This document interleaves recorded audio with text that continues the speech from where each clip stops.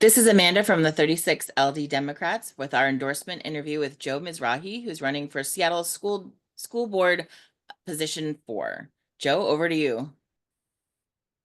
Yeah, thank you so much for having me, and thank you for spending time interviewing me or watching this at home if you're watching it on YouTube. My name is Joe Mizrahi. I've lived in the North Fremont neighborhood for about 16 years now, the part of town that looks like it's in the 36, but it's actually in the 43rd. So hopefully you won't hold that against me. But I'm also the current school district rep for position 4. I was appointed to that position last year. I'm a parent of 3 kids in the Seattle School District, the son and spouse of lifelong educators. And in my day job, I help lead the largest private sector union in Washington, UFCW 3000, which represents frontline work grocery store, and healthcare workers. I'm also a first generation American, son of a refugee, and that experience really shaped my belief that the public schools can be a great equalizer if we make them work for everyone. So I was appointed to the seat during what's been a pretty tumultuous time for the district. I stepped up because I saw how the families that I work with every day, these low-wage essential workers, are deeply impacted by the decisions like changing a bus route or cutting an after-school program that may seem really small to someone at the district, but they can really break a family's ability to make it through the week. And yet those voices that are so dependent on our school system are often the ones missing from the conversation. And I ran and I'm running to help bring that voice to the district. In my first year, I helped block a reckless school closure plan. I defended beloved programs like dual language, like option schools, and I worked closely with our legislators to win new progressive funding for SPS. I did that all while really staying rooted in the community that I went there to serve. I think the next 4 years are not going to be easy. The budgets are going to stay very tight. We're facing a new threat of attacks from a hostile federal government.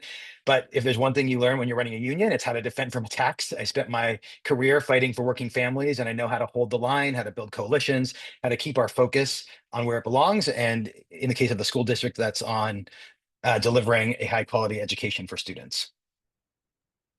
I also talk really fast. So if I've talked too fast, you all can tell me to slow down. You're all good. And if it's on YouTube, folks can slow it down if they Perfect. want There to. you go. You're great. Anita will ask our first question. Hi, this is Anita. Thanks for being that union leader. My son is actually a member of UFCW 3000. Oh, that's awesome. Yes. The first question, why are you running for school board? And what does equity in education mean to you? And how would you ensure equitable access to quality education for all children? Yeah, well, when I went for the appointment, I wasn't sure if I was ever going to run. I've worked around politics long enough to know how terrible it is to run for office. So I thought the appointment process seemed great. And then, as I did the job for a year, I saw how really we make so many decisions every single day that just deeply, in fact, not just the families who have students in SPS, but really the whole Seattle community. So, I mean, at a basic level, I'm running because I believe every child in Seattle deserves a great world-class public education, no matter the race, income, zip code, or learning style. And I think that the entire Seattle community really benefits when we can deliver that. As I said, I'm a parent of 3 kids in the district. I'm the son and spouse of public educators, and so many of the folks that I represent at UFCW 3000 have kids in the district. I saw growing up as a first generation American person of color in a very white rural part of Southern California. People think of San Diego as this laid back beach town, but if you go a little bit east, it gets pretty red pretty quickly. And I saw that the education system, what it could look like at its best and what it could look like at its worst. Um, so I came to the appointment trying to bring that perspective and that lived experience, and I think that I've been able to do that over the last year. What equity means to me, um, you know, uh, it's really about who has a seat at the table and who's part of the conversation. I really came there to bring the perspective of low wage workers, workers of color, um, and I think over the past year I've been able to do that. I've engaged in more community sessions than I think any other director, and so many of those community meetings we were in, it was the first time that ever seen someone from the board. The other thing I would say is a little shocking to me is how little student voice was part of what we considered community engagement. So I've really tried to focus on that as well, and in doing so, I heard from folks, what they value early literacy, especially for students of color and multi-language learners, protecting things like dual language and option programs that, are really reflections of our community's diversity, and also making sure that we implement programs like this since time immemorial program that uplifts our Indigenous history. And I think we also have to make sure that we're funding schools fairly in order to reflect student needs and identities. Okay. I appreciate the play out music. I like it. Amanda put a great sound on our timer. So the next question we're going to ask you is about Seattle Public Schools to set an ambitious goal to operate on 100% zero carbon electricity by 2027, as outlined in their clean energy resolution. While significant planning and initial steps have been taken, the district faces challenges in meeting this target. What steps will you take to meet it? Yeah, this is a really interesting question, and one that because I was appointed mid-calendar year, I didn't get to pick what committees I was on. But as soon as we did that in the first year, one of the three committees that I chose to be on was the Bex Oversight Committee, which oversees the spending on the on all the capital projects that are funded by our levies. And I wanted to do that in large part because I could make sure that this climate justice work was happening. For those of you that have worked with UFCW, you know that we in the labor movement are sort of the climate voice in the labor movement when a lot of the labor movement struggles with this. I was looking back for this question, and I was remembering the Shell Arctic drilling protests, and then I saw those in 2015. I was like, that couldn't have been 10 years ago. Now I feel super old. But we were super involved in that and really got into it with labor quite a bit, and really had to push the labor movement on these green jobs initiatives. But in doing so, we've actually had a lot of those hard conversations, and I'm really proud that we actually work well with the building trades. I just got the endorsement of the operating engineers that when you talk about greenifying Seattle buildings, they're the workers who actually do a lot of that work, and I just got their endorsement yesterday, and I'm super proud of that. I think that making sure that we are investing in green infrastructure and bringing our labor partners along, which I think I'm uniquely skilled at doing, protecting good jobs. I think that my experience will really help SPS navigate this work. And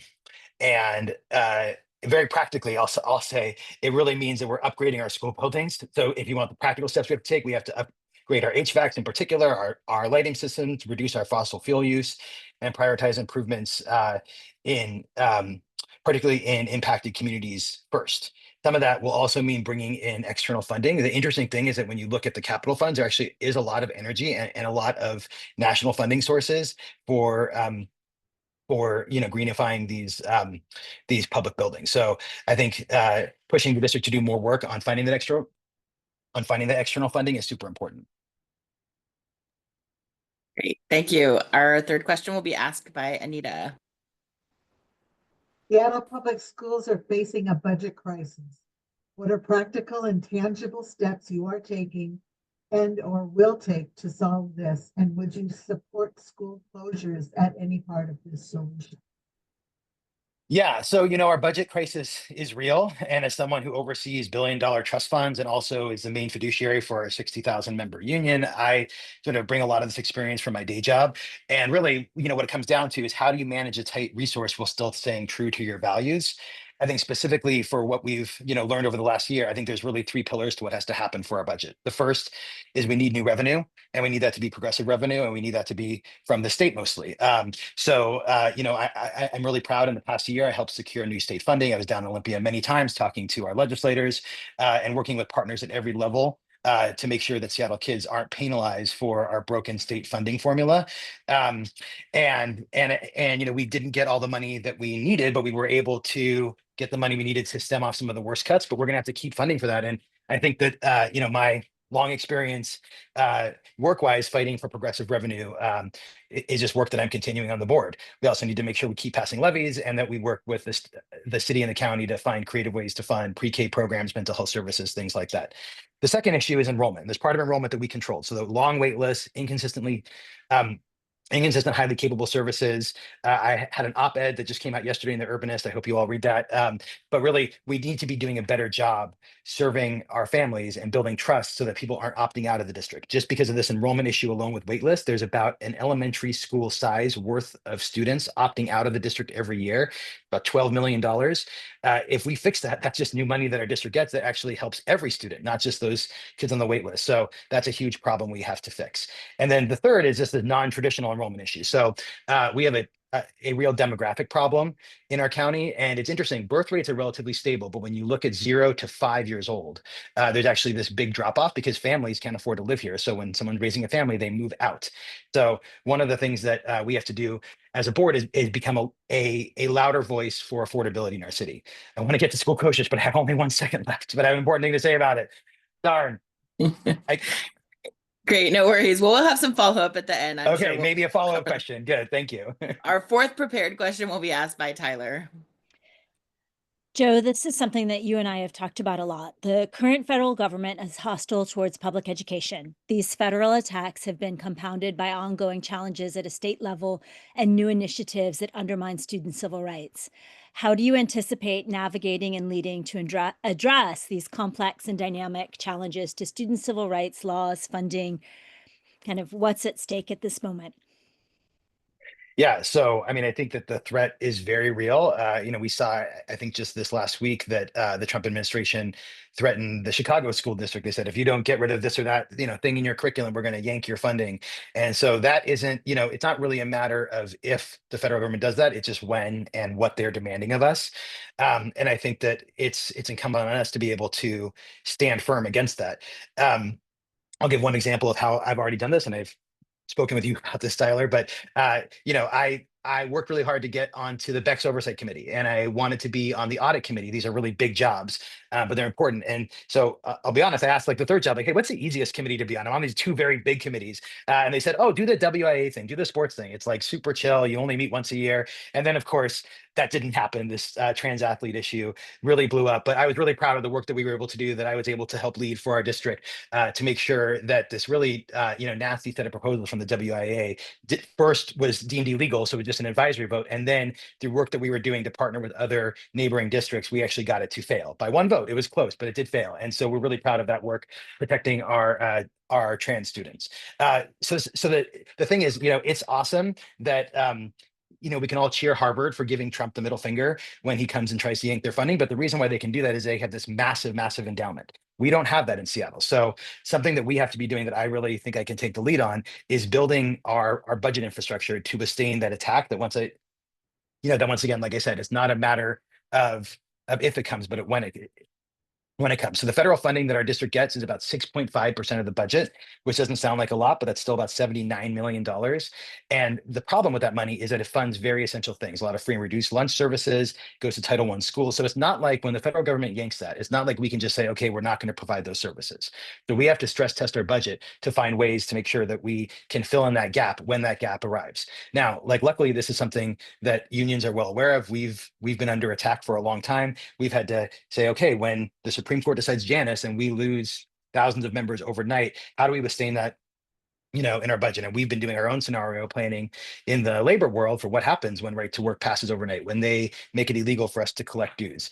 And I think the school district needs to do the same thing, and I'm ready to lead on that work. Great, thank you. That concludes the prepared questions format of our interview. So we'll let folks raise their hands and ask a question. You'll have a minute to follow up with each answer. Tyler, it looks like you're first. So I was just gonna see if you would continue on the answer to when we were at question 3. You had one more piece that you wanted to bring up, and then I'll have another follow-up for you separately.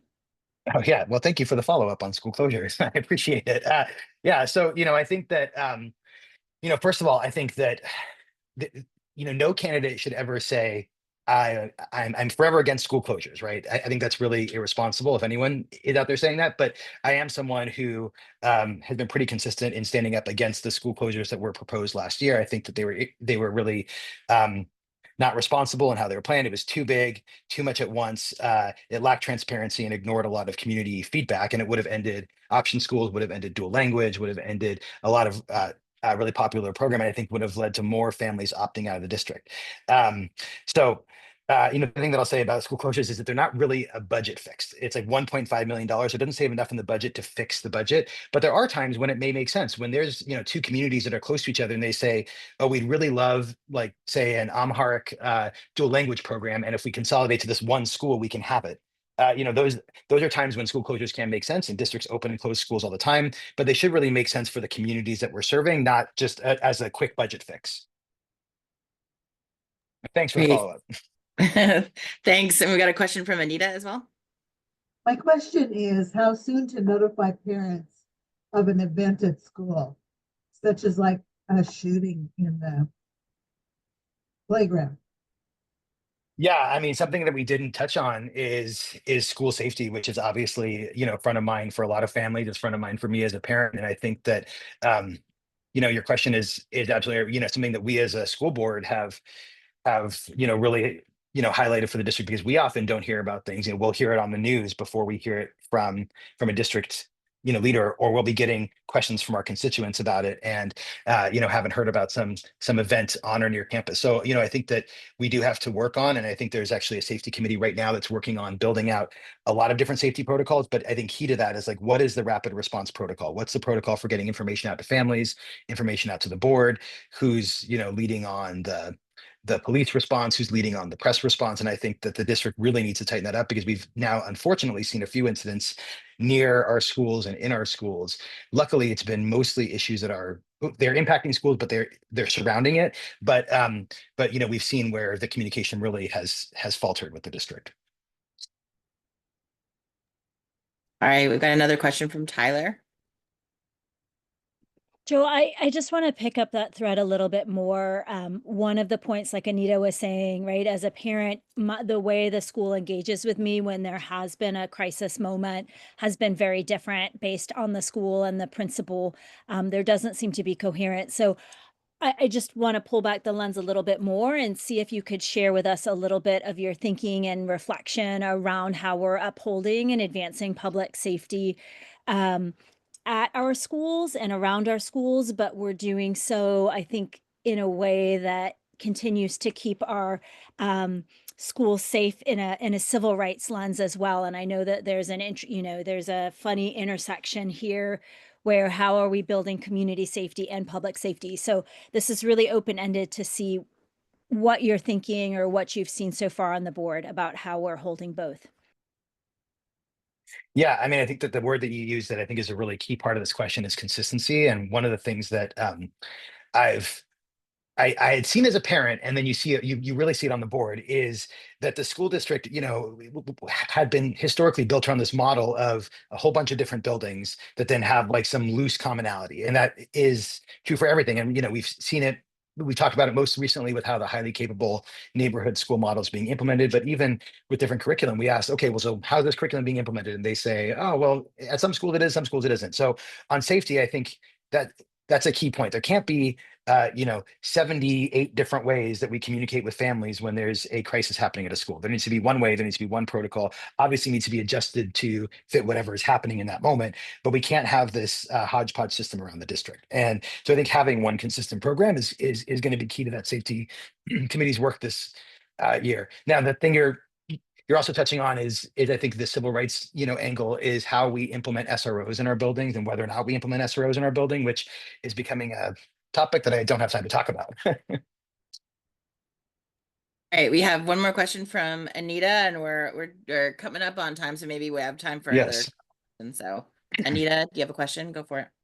PTA funding and equitability. Yeah, I mean, I think this is something that I'll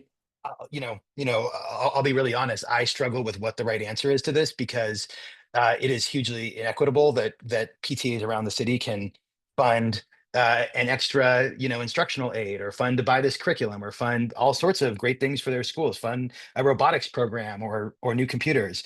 And obviously that means that some schools have it and some schools don't, and it's a huge problem.